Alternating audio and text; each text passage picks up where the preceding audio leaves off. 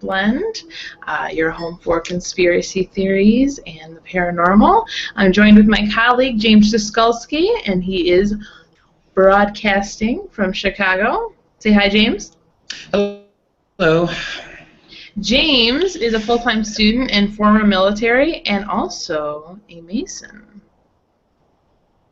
So, let's talk about that, James. Well, first I'd like to say to the people watching that Casey is here to bring intelligence and sex appeal to an otherwise ugly and brainless genre, whereas I am here to bring credibility. So that being said. It's too much. But let's talk about what Freemasonry is, or what Masonry is, essentially. Because what it sounds like to me, you know, you go to the lodge meetings and everything, but you do, in order to join, have to believe in some sort of higher power. Am I correct? Or am I wrong? That is a requirement. You're right. For American Masonry, at least, it kind of depends on what country you're in. Like in certain Scandinavian countries, you have to be a Christian. For Masonry in the U.S., you have to have a belief in a supreme being. And that's about as specific as it gets. So when you fill this out, is it like an application? Like, are there different gods listed? Nope, it's pretty much a yes or no thing. Oh, okay. It's pretty much yes or no. Okay, and you were honest, correct? Mm-hmm. I was. And there's Knights of the Templar. You had to believe in God, the Judeo-Christian God. If you're talking about the Masonic group, they have a more, from what I understand, I'm not involved in that, they have a more specific religious requirement for membership. But I couldn't say just because I'm not part of that group. Oh, okay, so they are different.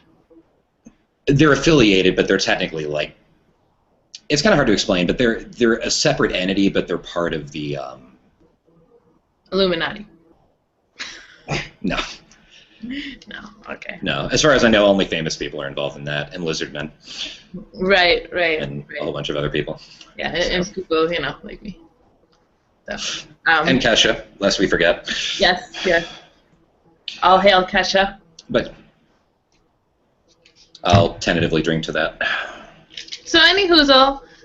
Hesitantly. Sorry, that's what I meant to say. Weather going on lately. Sub-zero temps, and today, I don't know what the weather was like in Chicago, but here in Metro Detroit, it was thundering and hailing, and, you know, before that we had massive amounts of snow, then we had warm weather, and then we were back to sub-zeros. It's been all over the place. And the one thing that arises anytime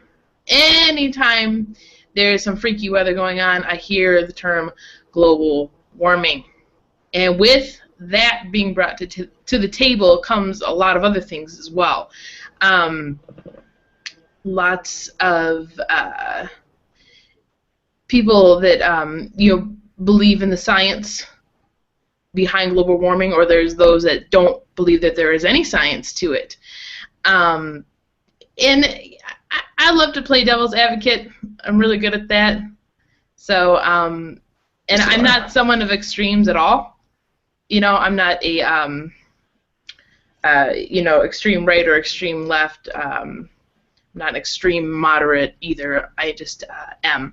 So, with that being said, I don't want to be called out for, I wouldn't want to be labeled for any opinions that I might express about global warming. However, what irks me is that no one can seem to define it, the people that cry global warming.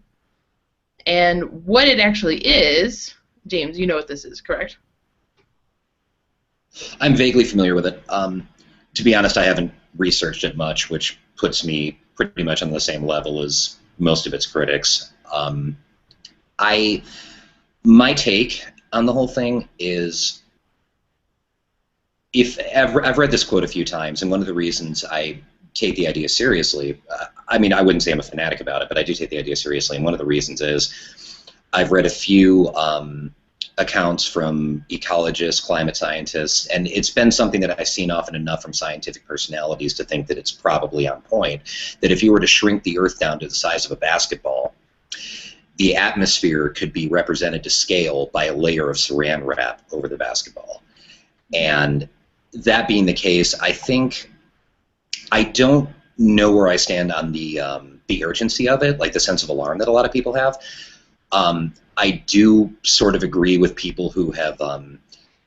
There have been some comics that I saw, one in particular that I really enjoyed. It was like a climate change meeting, and somebody was standing up at the front saying, "Yeah, but what happens if we create a better world for nothing?" Right. And I think that sort of sums it up. I don't necessarily think. I mean, I don't know. The simple fact of the matter is I don't know, but I think this is one of those cases where we should err on the side of caution, even if it's not as severe as it's made out to be by certain people. I think it couldn't possibly hurt to go along with it just in case, because we are sort of, this is the only home we have. This is the only atmosphere that we have. I think we should treat it with care. Right. So in that sense, I think it should be taken seriously in that regard, whether it's an extreme sense of urgency or not. The argument is, though, is that by going along with it, and you say that you don't believe in the sense of urgency, but at the same time, what is mildly going along with it? Because you've got millions and billions of taxpayer money going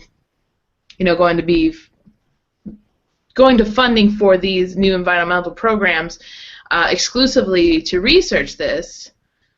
And some of those people might feel the same way you do, like, I don't see the sense of urgency. And then some people believe that there's no science behind it at all, but either way, their money is being proposed to these government environmental funded programs with or without their consent. I mean, it hasn't happened yet, but that is what people fear. So, but let's go back to what is global warming. Okay, it's it's an increase in the overall temp in the Earth's atmosphere caused by greenhouse gases. And we all know the greenhouse effect. They're saying it's caused by man-made elements and like carbon dioxide emissions, and actually most scientists will tell you that 90% of most carbon dioxide emissions are not man-made; they are natural. So there's that argument there too. But it's an increase in the overall temperature caused by greenhouse gases is what it is defined as. Now, an increase in the overall temperature when we're experiencing sub-zero temps, I don't immediately, think global warming. Right, and I think a lot of people don't. And I think, like I said, I am far from being an expert on this subject, but I think, I'm far from being an expert on this subject either. I'm just putting it out there, because I want to know too. Well, I think that comes up with a lot of people, and I think the error in that line of reasoning, if I understand it correctly, is that global climate change that's the result of man-made industry, burning fossil fuels, and so on. I would think. I mean, we're sort of in a position where we're not. I mean, we're in an area where it gets cold no matter what, and I think we would probably have a different take on it if we lived in a place that was consistently warm. Like if we lived in a tropical zone or in an arid zone where it was consistently warm throughout the year, the difference might be more noticeable. I mean, regardless of like incremental changes in global temperature, I mean, if we get hit with a polar vortex, we're going to think it's all bullshit no matter what, at least for that moment, because it hasn't got to a point yet where it's affecting things on that level. I mean, one thing that people love to bring up, and this is an extreme case, but it's true, is Venus. I mean, if you look at the planet Venus, that's the greenhouse effect taken to an extreme. Right.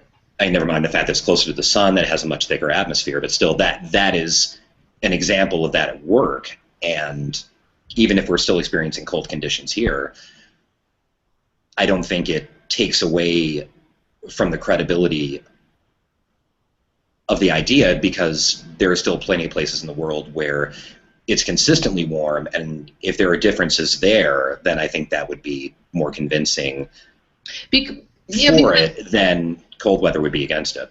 In thousands of year cycles, the planet has changed its overall temp or increased its temp because of being in relation to the sun. I mean, we've shifted. And we're sort of doing like the spinning top effect. I mean, right. The poles sort of, it starts to wobble like that a little bit as the Earth is rotating, and that's part of it too, I think. We've moved around before, folks, so just saying. But what this is all leading to is the people that do believe that it is a hoax. Well, let's entertain that thought for a second, and that it is a part of propaganda from the Illuminati or New World Order. How would they benefit from creating a hoax like this? To me, what I think it would narrow down to, if this was in fact a hoax, like I said, devil's advocate here. Right. It is a major cash cow. You think about it. You get these government-funded programs. You get several of them, and eventually down the line, somebody's going to ask where this money is going to. I want to see some receipts. And with the economy being how it is and the deficit being how it is, and then people want to go and fund these programs, like Mr. Al Gore, and then you think, well, if you don't have the scientific, firm, solid basis here to back that up, so we're going to go ahead and spend money on that. Who's, I don't know. Someone's making money. Right, people are... Oh, absolutely, and I think along that line of reasoning that if it is, and I know we're talking hypotheticals, even if it was some sort of hoax by the people that, Alex Jones likes to rail against, even if that were a hoax on their part, I think if they were interested in taking money from taxpayers, they could come up with a much better way of doing it than that. And they have. It's like if you're looking for... And they have. And it's not to say that... it's not to say that money being poured into science is... I'm sure it's not a trivial amount of money, but even if they're researching it to find out if it's true or not, I consider that to be a better use of money than, say, foreign aid or spending more money on, advanced military equipment and so on. You think so? I think so to a point, just because technologically we're not, well, as far as the defense budget spending goes, I'm all for soldiers getting raises, I'm all for money being put into the military in that sense of the word, into the human investment sense of it, but not developing, we're not on the tail end of technology worldwide, and I would argue that without being an expert on this at all, that I would think that the last thing we would need right now is another research program for a more advanced fighter craft or a more advanced rifle prototype. I mean, spending money on that I don't consider to be a bad thing, but there should be a limit to that, to how much money does go into that sort of thing. I mean, if we're looking at deficit priorities, if we're looking at priorities in the face of a huge deficit, I think we should be very careful on what we spend on, regardless of what. Oh, exactly. And, but in any case, you want to be careful about where you spend your money. If you're spending it on something that doesn't have 100% firm fact behind it, that's right, or at least enough to justify for the research. Then I think it's okay. Like, in the case of it all comes down to the justification, whether you believe it or not. Yep. And if they just want to do further research and find out if it is a risk, and that being the case, how urgent of a risk it is, I personally wouldn't argue with that justification for spending. They're never going to reach, both sides are never going to reach an agreement on this. No, never. They never will. Go round and round and round for the end of time. It's not. And don't get me wrong, I love democracy. firm believer in it, but that is one of the hidden costs of it, I think, is But that we talked bickering about can slow things down. as in the media, it was talked about a lot once Al Gore's An Inconvenient Truth came out, and then all of a sudden we stopped talking about it, and we experienced this freaky weather that has absolutely nothing to do with the definition of global warming, and people want to shout. Even the media, like the Detroit Free Press, wants to shout global warming, and I don't think they really get it. But then again, I have to say I really don't get it either, and neither do you. As we have stated, we're not fully educated on that fact. We're doing something that a lot of people on both sides of the debate will not do in admitting that we don't know. And yeah, pretty much everybody problem, wants to think that they know what's up, and they don't. Part of the problem on both sides, I think, is that people, I mean, don't get me wrong, I mean, if a climate scientist or an ecologist who has studied that for a length of time and they understand how the system works, if they say they know, then, I'm not saying they couldn't be wrong, but I would take their opinion very seriously on that. If it's a journalist or somebody else who has no background in that, and they're just reporting what they heard, or... Yeah, I don't want to hear shit from Shinola, from a journalist, musician. No, if you got no credibility, I ain't trying to hear it. Give me a scientist. Right, not even you, Mr. Al Gore, I'm sorry. Give me a scientist. Yep. Besides, Al Gore's too busy fighting Man Bear Pig right now to worry about global warming. So, good luck, Al. Here's to you. Yeah, thank you very much. All right, so now that we got that rigmarole out of the way, because we're scientists. Totally. So let's talk about these children in Indiana being possessed by demons. And this police officer of 35 years is, has testified that he believes it. He saw these children, or this child, one of them, walk up the wall backwards. One was speaking in different voices, and just all kinds of crazy rigmarole going on with that. So what is your position on demon possession? Do you believe it? Demon possession, I don't, but I'm not, stating definitely that, I don't believe it, but I don't have, an absolute disbelief in it either. I've never seen it, and I've met a few people who have either claimed to have witnessed it or to have had personal experiences with it. And I think it's one of those things where I would have to see it with my own eyes, and even then I would have to rule out other possibilities. Right. But when you've got a police officer, or a captain, I believe, of 35 years saying, staking his reputation we all saw on it. The same thing, this actually happened. I always think about when people testify to things like this, and with UFO abductions or anything else, I always say, there's got to be something to it. If you are willing to risk your career, your relationships, your reputation, all for the, saying this happened, this was true. There's got to be something to it. It's worth thinking about, and I. I said, don't you think?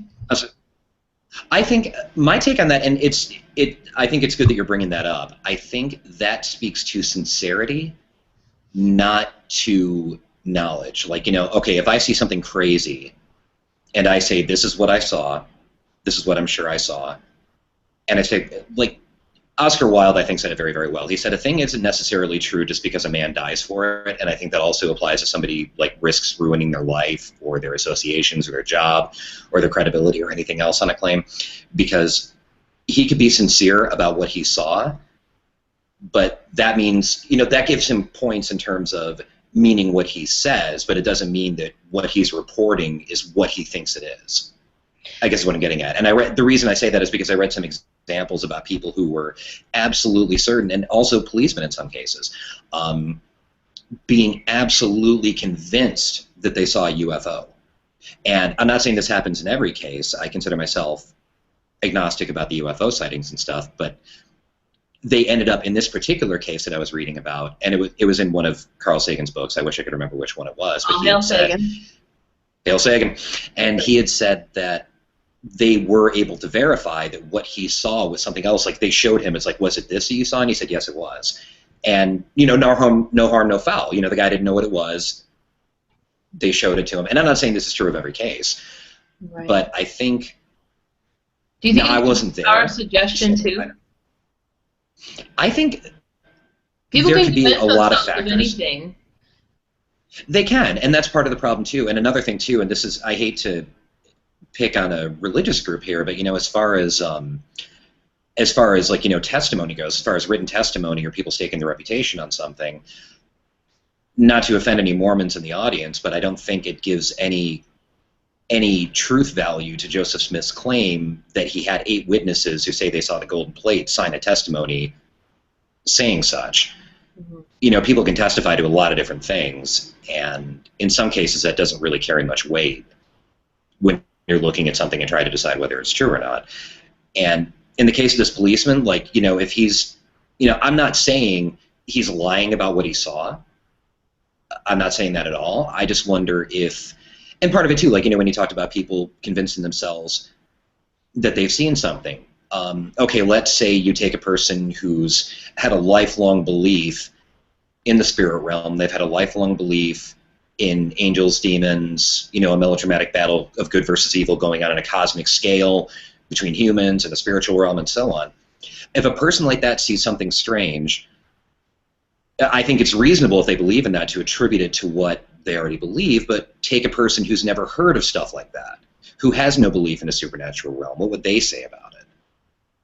And those are the cases I'd be interested in hearing about. Like if they don't have... You want to hear it from someone who's going into it without any predisposed beliefs. Or, right, and it's not to say that if someone has a predisposed belief that it means they're wrong. I'm not trying to say that either. But understood. But that absolutely kind of goes into it of, you know, if I believe, like, I can't really think of a good example of it, but if you have a pre-existing belief in something and that belief can explain what you just saw, I think it's natural to do that rather than to think, okay, what else could this have been?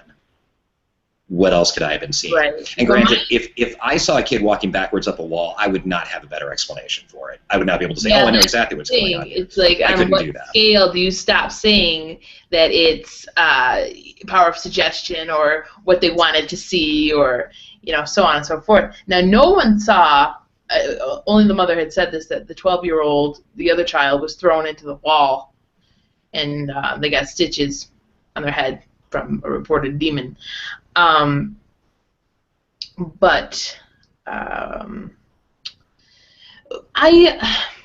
like I said, like, at what point do you say, okay, maybe it's not the power of suggestion? On what scale?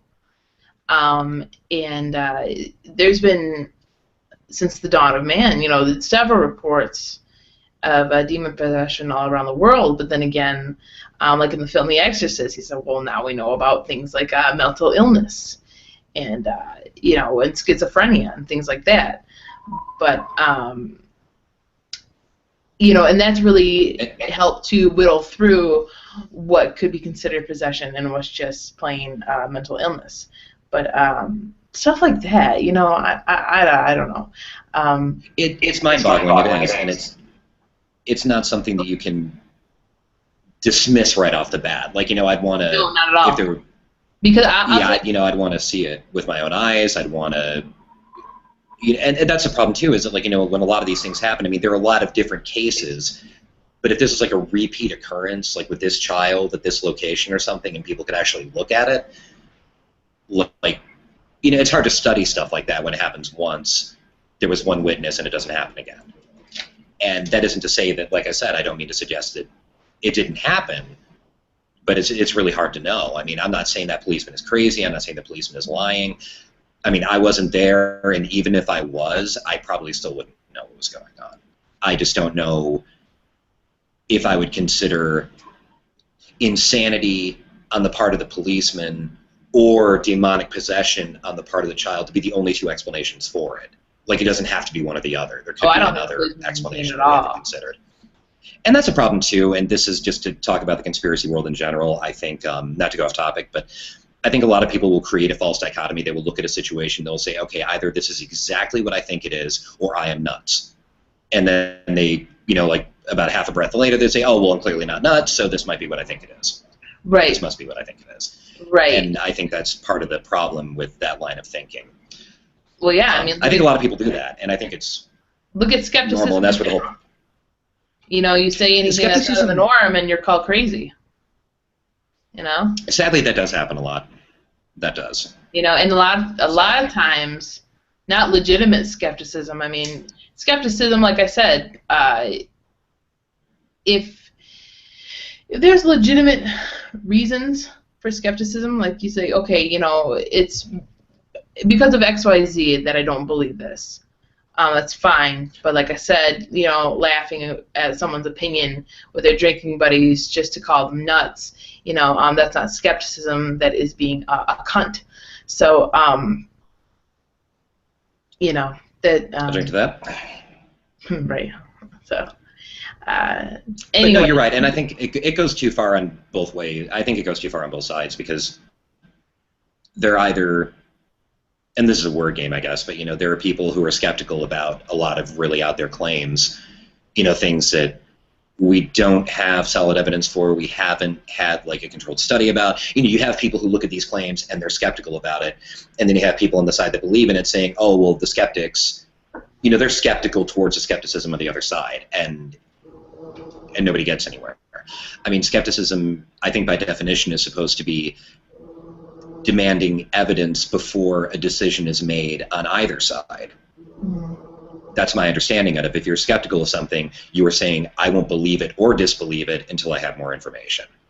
Like, you can take a default position of disbelief. I think that's a safe thing to do, but not to say, oh, well, I know he's full of shit, and end of story. That's not skepticism. That's like you said, you know, as being a dick.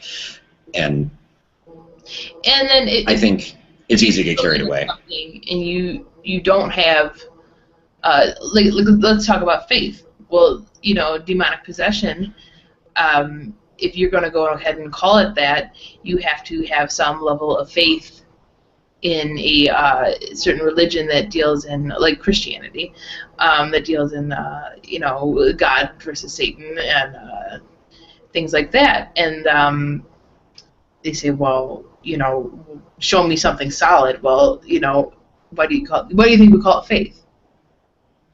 You know, right? So, but that gets tricky though, because that's when the skeptics. Do I believe in demonic possessions? Absolutely. Do I believe this story? I don't know.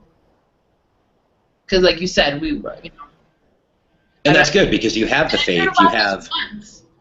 You know, I stopped hearing about it. Like, I heard about it for a week, and then that was it. I'm like, a story like that? You know, where'd that story go? So, makes you think. Like it just gets swept under the rug. And there have been a lot of times where I've heard about things, and one of the reasons I think, and this goes towards a bias of my own, and I try to remember that, you know, one false story doesn't mean that they're all false, but one of my favorites, I think, was the so-called Gateway to Hell. I think it was in Siberia, where they were digging a hole. It got really, really hot. They lowered. I remember this. They lowered like a very environmentally durable microphone in there, and then they were playing it on Christian radio channels, and ministers are pushing it around like, okay, well, here's your proof of hell. You better get over to our side right now if you know what's good for you. And they didn't care if it was true or not, because it served an agenda. It's like, I mean, as far as I'm concerned, that to me is way too easy to fake. And that's something to consider too. Now, just because something can be fake doesn't mean it is. But I'm more interested in the things that we could not foresee a way to fabricate or fake it. Right. That's the stuff that I'm more interested in looking at.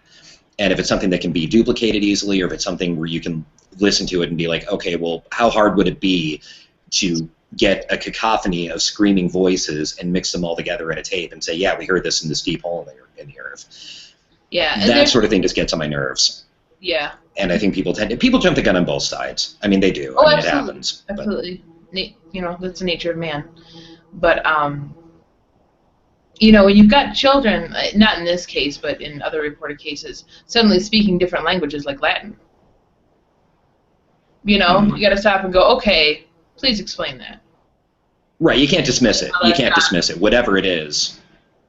Right. Yeah, I mean, if that is actually happening, you can't just say, oh, I'm sure the kid studied on his own time. Right. Or someone gave him like a Latin placemat at Denny's to color in or something. You know, you can't just roll it out. Right. So in that regard, I agree with you. Okay. That, gotcha. Yeah, I don't believe that the big boy is a part of the occult. Right, neither do I. I believe, you know. Unless people are watching Austin Powers and they think it's a documentary.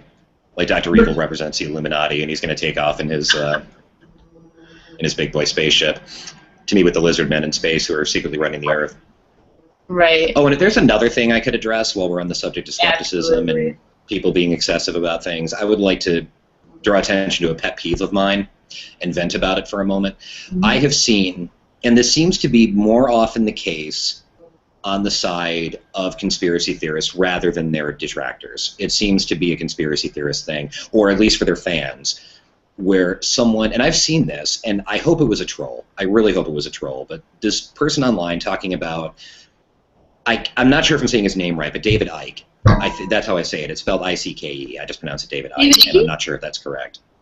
Icky? Hmm? Yeah, Icky? the guy who believes in reptilians in the center of the earth?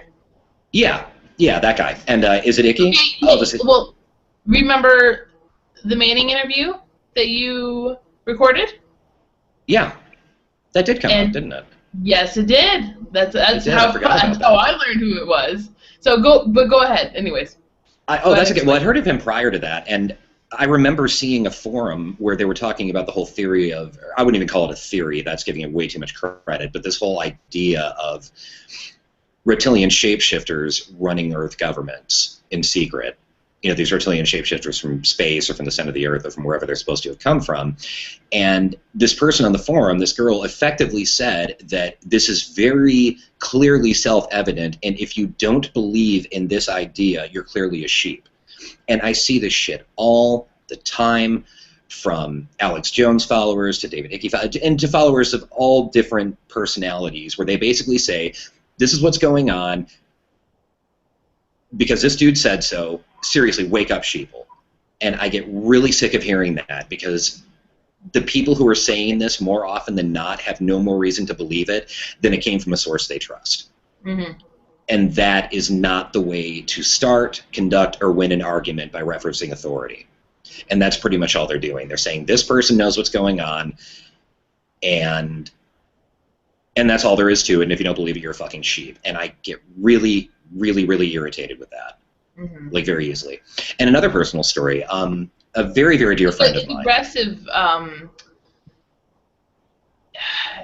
don't want to say brainwashing, but it's just an aggressive way to try to get someone to believe what you believe without, it's like I said, intelligent reasoning to back it up. It's like grabbing them by the shirt collar and saying, listen, you know, I know what I'm talking about, and you don't. So it's just very aggressive. And don't get me wrong, you know, if someone is right, ministry, I guess.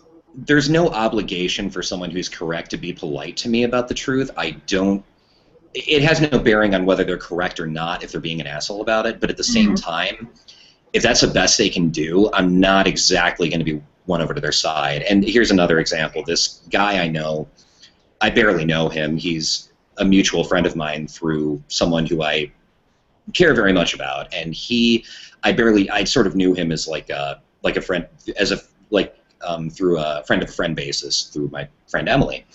And this guy was on Facebook ranting about how the death of bin Laden was totally unjust because clearly bin Laden didn't do it. And I gave this guy way more patience than I should have, and I said, okay, if you're saying that bin Laden is declaring himself innocent, I would like to see where this can be found. Yeah. And now, bear in mind, this guy was being a dick, and I was being way more polite than I had to be. And his response was, I said, I'd like to know what your source is. And he said, the internet, and just left it at that. I'm like, are you freaking serious? You're going to run your mouth about how America is guilty of all this evil. And don't get me wrong, the American government does some screwed up shit. I will be the first to admit that. But you're going to say... Every government does some screwed up shit. Oh, yeah, every single one does. But he's going to rant about And this guy clearly has an issue with military people, which doesn't help, and he knows that I'm former military, and I know that's contributed to the hostility in the past. Mm-hmm. And I had made a congratulatory statement towards the Navy SEALs that shot him, which I don't think was wrong of me to do, and that's when this guy burst in saying, oh, well, not only did America kill a whole bunch of its own people, but they just executed an innocent man who was a scapegoat for the whole thing. And then when I tried to give him the benefit of the doubt, I tried to take his claim seriously, and I say, where did you find this? His response was, on the internet. Without irony, without the slightest sense of irony. Wow. Effectively calling me a sheep and then saying, oh, well, my source is the internet. Duh. Like, come on. You can do better. I hope you can do better. Right. I would think. But, yeah, I just wanted to vent about people like that because that is a big part of the problem in the first place. And I think that's part of the reason that conspiracy theories that might be legit are not taken seriously. Well, he reminds me of because of people like that. When the 9/11 attacks happened and lots of college students were out protesting on lawns, saying, oh, we brought this on ourselves. What are you talking about? Yeah, that was self-loathing of your own country. Like, I understand loathing the government, but, your own country, that just, I don't know. Right, I'm not entirely clear what we did that deserved that. But then again, if you're dealing with people who believe that probably because we drive in convertibles. Acid should be thrown in a... Well, I mean, if you're dealing with people who believe that acid should be thrown in a girl's face when she tries to learn how to read, I'm not exactly sure that I am doing something to deserve their hatred if they do something to me. I'm not going to start guilt-tripping myself thinking, oh, well, if these guys are trying to fuck me up, I must deserve it. No, not really. That's not how I see it, and I don't think anybody else should see it that way either. No, they shouldn't. So, I don't think so either. That's my personal take on it. But yeah, I'm not a. But I'm sorry I went off topic there. No, you're fine. Didn't mean to rant. In any case, we talk about the government does do some screwed up shit, and that's any administration. I'm going to go on record and say that. Any country in the world, any administration, everywhere.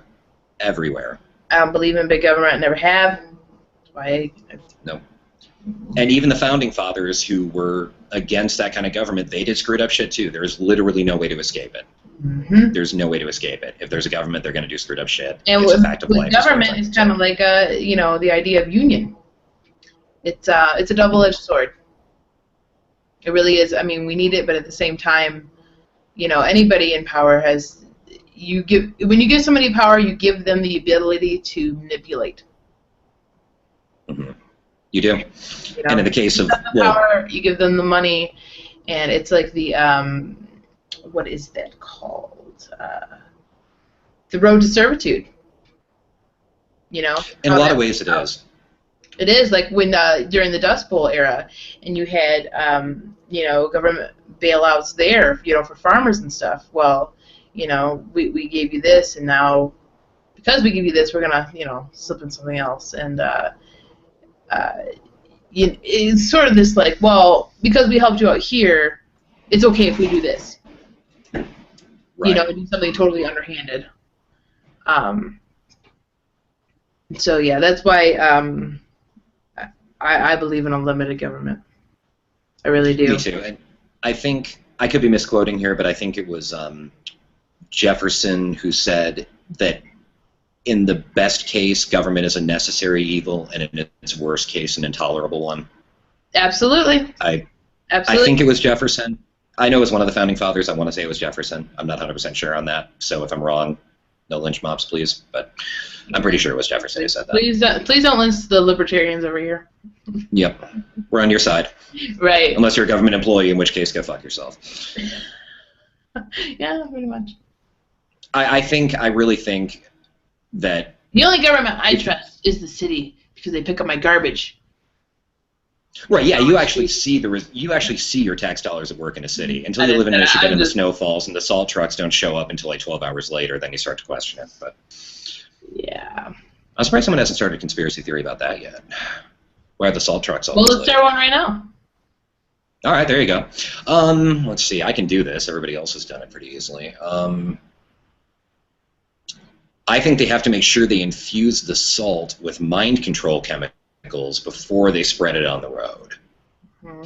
And the government has a secret contract in place with Firestone and Bell Tire and Michelin and these other companies, and they have to put special chemicals in the salt that'll wreck your tires, so the people who they're in a secret, unholy alliance with are going to make more money.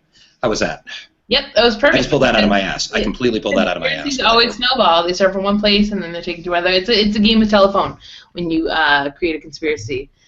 But speaking of chemicals, let's talk about food supply as of late. And do you believe that certain chemicals in our food supply to make them last longer, for one thing, you know, all these fake GMOs and high fructose corn syrup and, you know, monosodium glutamate, everything like that. And now you can count on both hands the people that you know with cancer. Do you think that it's not just to be cheap and not caring about the average American's health?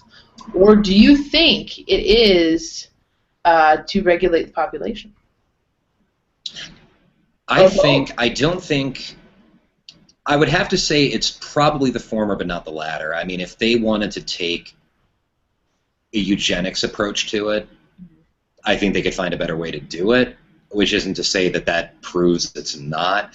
I don't know, because you go with chemical warfare, you know, you go for the food supply. That's one of the tactics. You know, I'm not saying I believe that, but I'm just saying, for argument's sake. Well, I think in the modern case, chemical warfare is intended more to be directly applied. But yeah, that is a good way to mess with somebody, is to mess with their food and water supply. That's absolutely true. I guess it's possible, but I would sooner say, because population control, that, like, I know there are people out there who would consider that to be a justifiable act, and there are certain people I wouldn't put it past them to do something like that. But more than that, I never underestimate the power of corporate greed, and I absolutely believe they would take the cheap route, even if it killed off their customers a little bit faster, even though that's kind of against the whole greed concept. You want to keep your, you know, if you're a parasite, you want to keep your host alive as long as possible. Right. But I would sooner chalk that up to corporate greed than to a government eugenics effort. Which isn't to say that I'd put it past the government. I'm just saying that would be my first guess. So it's not to kill off our own people and make way for illegals. Right. Right. Because apparently there's plenty of room for illegals whether we kill our own people off or not. So. Yeah. Apparently, you know, so, because, you know, it's insulting to ask for papers. But exactly. You know, that's such an insult to the people who have worked, you know, to be here. You know, that are from other countries who went through the, you know, the hoops and became right. They did it the right way. Right. Yeah, they went through you know, the whole due process thing. You know. Yeah. Don't did it the right way. You know, the sleazeball back door. Please don't. Mm-hmm. You know, I don't care where you're from. So. And it's funny. I see a lot of people joking on Facebook now that they say, you know, is there any way for me to become an illegal?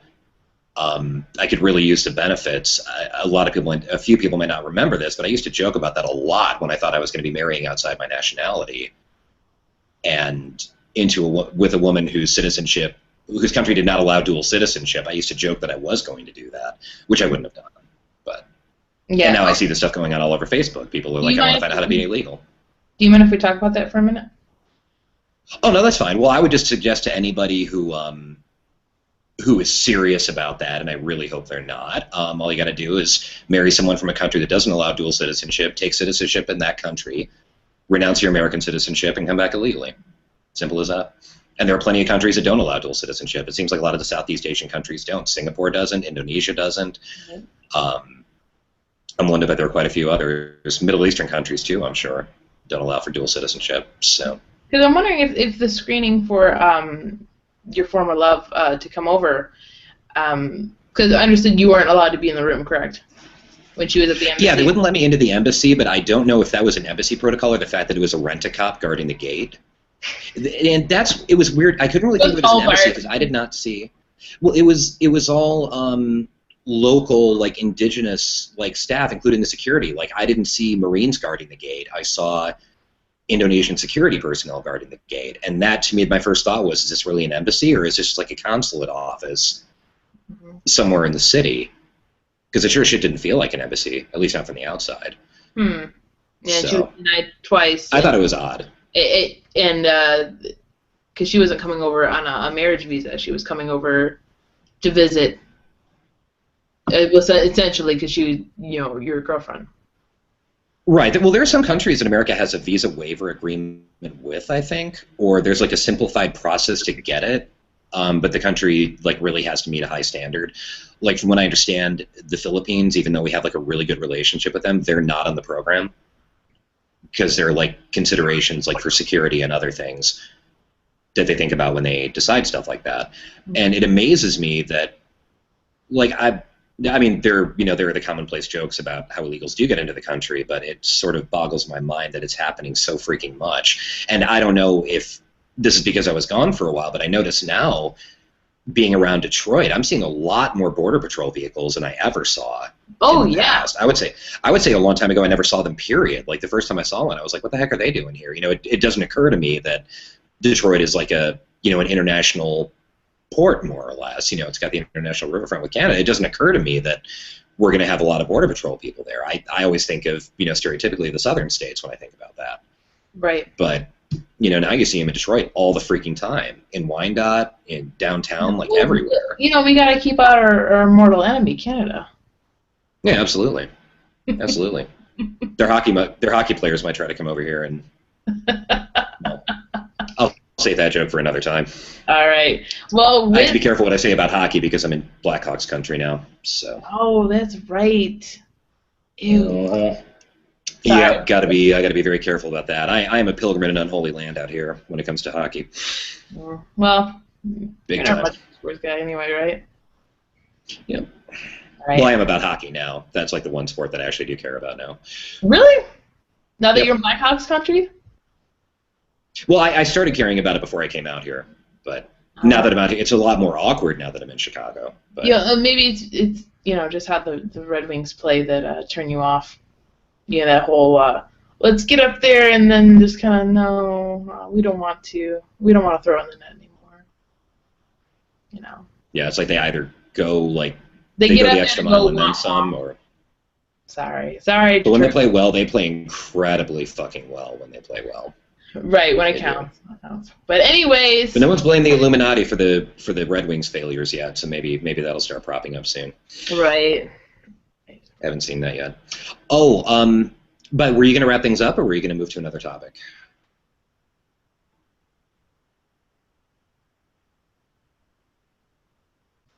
Did I lose you? I have no idea what I'm doing. Oh, okay. I'm sorry. The image stopped. So. No. Okay. I was going to say on the topic of conspiracy theories. There is a video, in general, there is a video I would recommend, and it is not a unique video. I know there are other people talking about it, but if you were watching this and you were at home, and I would encourage everyone to watch a video. If you go to YouTube and you search Big Think, which is an amazing channel, it has scientists, movie personalities, all these different people talking about all these different topics, and they're almost never boring. I have not seen a boring video on there yet. But there is this video of a woman named Julia Galef. She is the president for the Center of Applied Rationality, I think, talking about something called Bayes' rule. And it's a video, Bayes being B-A-Y-E-S, Bayes' rule. And she even brings up the connection between that and conspiracy theories. And it's one of those things where it seems like common sense, but it's still nice to have it, like to look at it from an outside perspective when it comes to just like the way we approach conspiracy theories and how people sort of get locked into an idea and nothing can change their mind.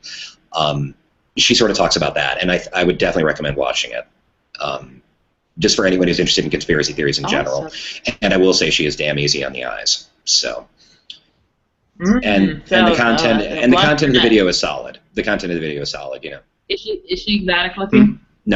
No, she's not. Is she exotic? No, she. No, she's not. Oh. But as far as I can tell, she has a beautiful brain, and it's just a video that I recommend. Like any like primers on like middle of the road skepticism, like looking at things in a critical way. I definitely encourage people to try to make that more of a habit. But that video in particular, I think it stuck with me because I saw it when this podcast was still sort of in its like beginning stages, the planning and everything, and I thought, that really is on topic for the kind of things that you and I are going to talk about. Like, she doesn't go into anyone's in particular, but just a way of thinking, and she brings up some pretty good examples of people with a conspiracy theorist mindset, and just how regressive that can be. So I would definitely recommend people watching this to, if you get bored and you're surfing YouTube, check that out. Check out the Big Thing channel in general. It's incredible.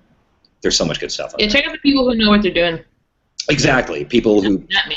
People who make a living trying to educate people and studying these things, definitely take their word for it. I don't want to say take their word for it, but definitely listen to them.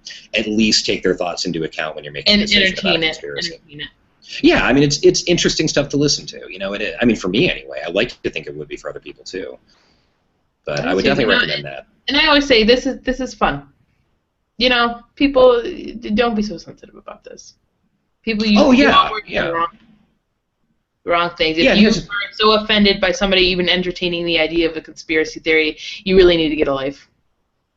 Right. But then their argument could be, you need to get a life, you need to stop looking up these conspiracy theories. But it makes life more interesting. Come on now.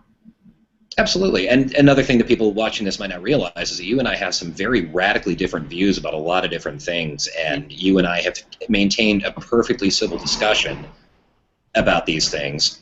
And yeah, try it. It's not as hard as it looks. Right. To whoever's watching, who's, even as they're watching this, are thinking, oh, who's that guy? Shut up, sheeple, Right. No whoever's watching this and thinking that, even though we probably would have lost them a long time ago, if they're still watching, just grow up. That's what I'd say. Just grow the fuck up.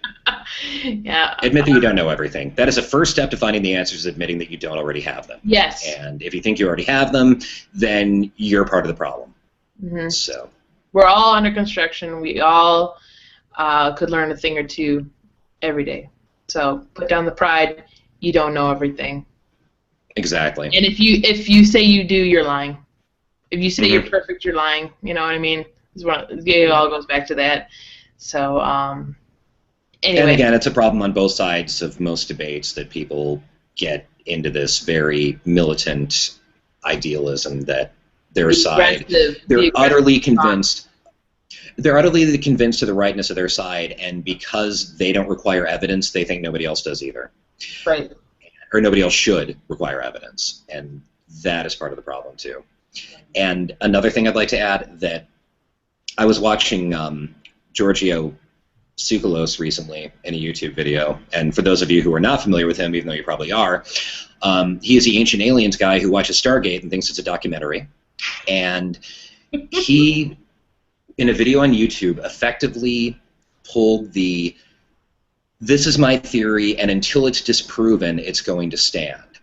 And I would warn everybody to be extremely suspicious of people whose best argument is, you can't disprove my side of the argument. Mm-hmm. That is not a good thing. If they're not presenting a falsifiable argument. It's not a healthy way of thinking.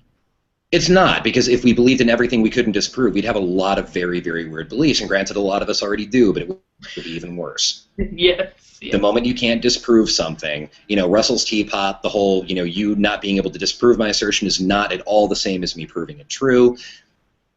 I'm very suspicious of that, and I'm very wary of people who do that, and yeah, I think, and also people. Be scared.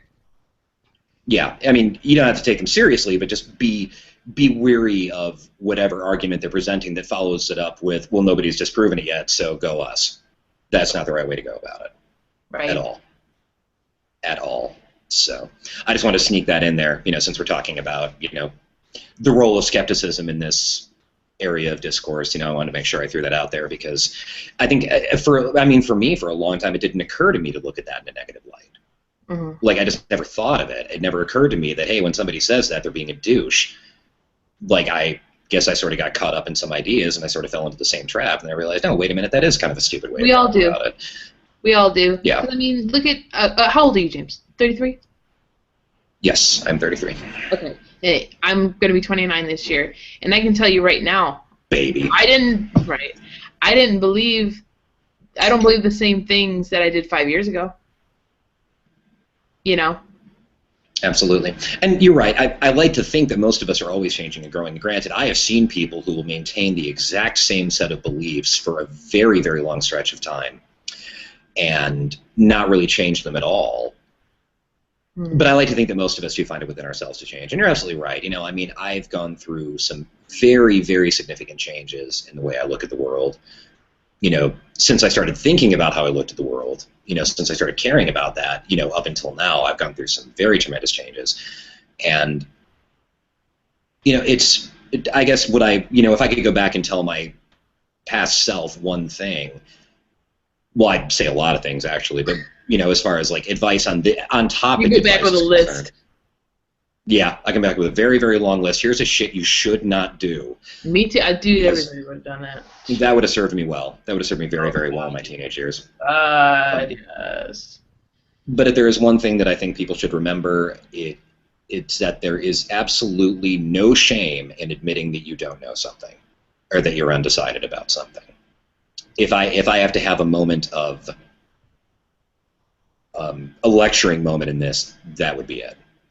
People need to shake this stigma that, you know, if you don't take a side in something, that you're somehow failing in some imaginary duty, that you have to have a very strong opinion about something. That's not how it is. And I think part of that, too, is fueled just by the conspiracy world in general, because you never see a conspiracy theorist making money by not being a demagogue. You never see them being successful by examining the evidence and saying, I'm not quite sure where I stand on this, but here's what I found. No, you never see that in the conspiracy world. And here's something else to think about. Like, kind of on the topic, you know, of conspiracy theorists, you know, having a very strong view of things and the way they view evidence to the contrary. Okay, we've established in this podcast that I'm a Freemason. If you took someone like Alex Jones, and I'm still kind of wondering how he thinks he knows so much about it, having never been one. Like, he'll always say, you know, I had family members who were Masons or good people. You know, the lower level Masons don't know this, but the higher level Masons get into satanic shit. I'd really like to know how he knows that. I'd really like to know what his source is, having never been one. But let's say I were to get on this podcast. Yeah, but at the same time, if there is, you know, a higher level of Masonry, and is he saying this because he knows people that are Masons? Is that what he said? He basically, I think he threw out that disclaimer to say that he doesn't have anything against Masons in general. He doesn't have anything against, like, the individuals who follow it. He just thinks that the organization is being, you know, controlled by something more sinister, and that at the higher levels you get into that, like, sort of dark spirituality. And there are a lot of people who think that. The average member doesn't know about this secret hierarchy in Masonry. Right, but the thing is that the average member has no exposure to it, then... Yeah. Well, that's what kills me, though. It's like, if I'm sometimes statements like that are verifiable, like, with Scientology. Higher level Scientology shit is really weird. It's been published. It has been, it's been demonstrated that higher level Scientology involves some really freaky shit.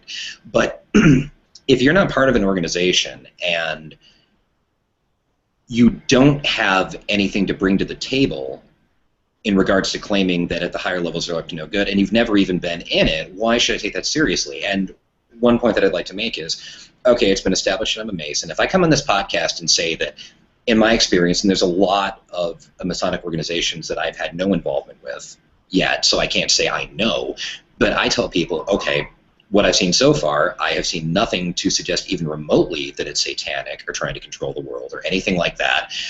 People are going to say, oh, well, of course that's what he'd say.